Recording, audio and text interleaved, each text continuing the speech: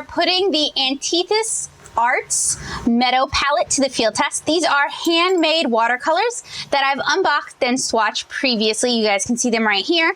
So today we're going to work on this beautiful illustration of a Viking girl.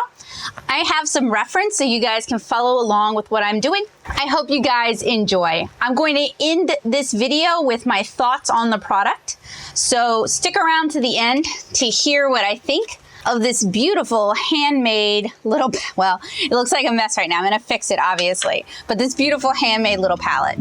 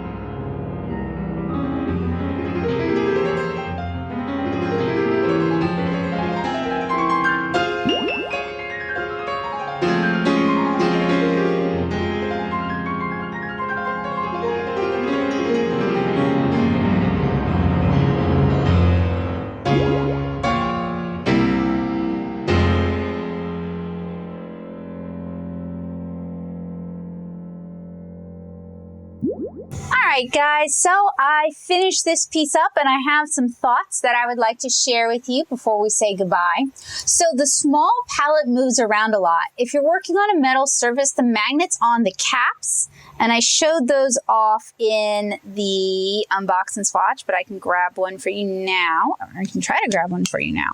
But there's small magnets on the bottoms of the caps. In fact, might as well take them all out and clean that, but I can do that later.